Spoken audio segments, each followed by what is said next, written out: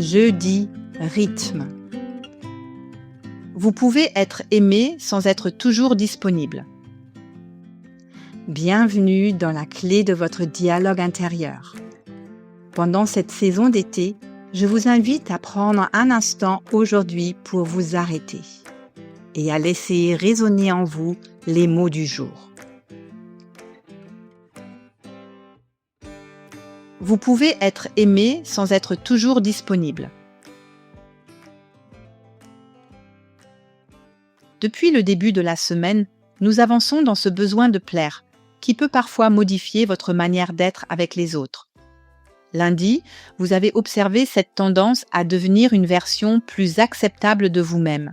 Mardi, vous avez approché la difficulté de dire ce que vous pensez. Hier, vous avez écouté cette peur de décevoir qui parle souvent d'un besoin d'amour. Aujourd'hui, cette peur se glisse dans un endroit très concret, votre disponibilité. Vous êtes en fin d'après-midi. La journée a déjà été remplie. Vous avez répondu à des messages, réglé plusieurs petites choses, fait attention aux besoins des uns et des autres. Vous sentez que votre énergie descend, comme une lumière qui baisse doucement dans une pièce. À ce moment-là, une notification apparaît. Quelqu'un a besoin de vous. Pas forcément pour quelque chose de grave. Un appel, une demande, une question, une présence attendue. Presque immédiatement, votre corps connaît la réponse avant vous. Il aimerait se retirer. Il aimerait du silence. Il aimerait ne pas être encore disponible. Mais une autre part arrive très vite. Elle vous rappelle que cette personne compte. Elle vous dit que cela ne prendra pas longtemps. Elle murmure que refuser pourrait être mal compris.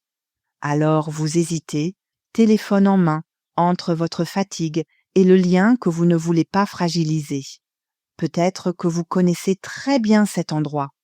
Celui où vous confondez parfois être aimé et être joignable, être fiable et être toujours présente, être une bonne personne et répondre même lorsque vous êtes déjà au bord de vous-même. Alors vous dites oui, vous décrochez, vous répondez, vous vous rendez disponible encore un peu. Sur le moment, tout semble normal. L'autre personne est soulagée. Le lien reste intact. Personne ne voit vraiment ce que cela vous coûte. Mais lorsque l'échange se termine, vous restez immobile quelques secondes et vous sentez ce petit vide qui suit parfois les oui donnés sans espace intérieur. Ce n'est pas de la colère. Ce n'est pas du rejet. C'est plutôt une fatigue triste, comme si une part de vous avait encore attendu son tour. Peut-être qu'elle ne voulait pas vous empêcher d'aimer.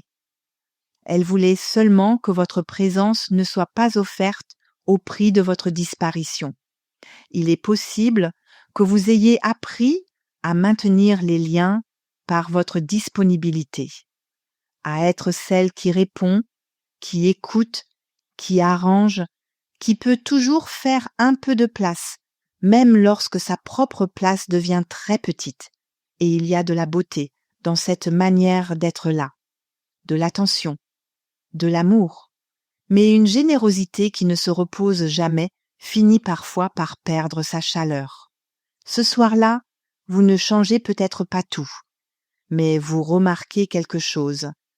Un lien véritable ne devrait pas dépendre uniquement de votre capacité à répondre immédiatement. L'amour peut exister aussi dans un espace un peu plus respirable. Une réponse peut attendre. Une présence peut être réelle sans être constante. Une relation peut survivre à votre besoin de silence. Peut-être que votre valeur ne se mesure pas au nombre de fois où vous êtes disponible.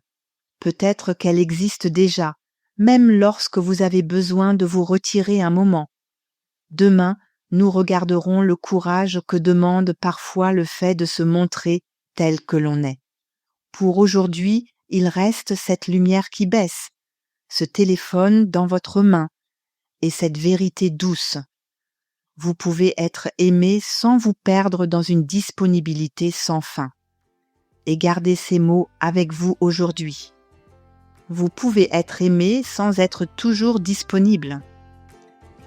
Merci d'avoir écouté cette capsule de la saison d'été. Si vous souhaitez soutenir ce podcast, abonnez-vous, laissez un commentaire et partagez cet épisode autour de vous. Où que vous soyez, quoi que vous traversiez en ce moment, prenez soin de vous et de votre monde intérieur.